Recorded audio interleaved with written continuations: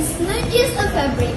It is a story, a heritage, and the soul of Indonesia.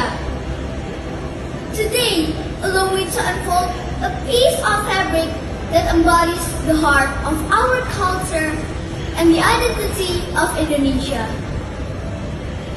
As young generations, we have to preserve batik and turn it into a proud icon of Indonesia. When I wear batik, I feel connected to its history and culture. I am Audrey Sofiatolia.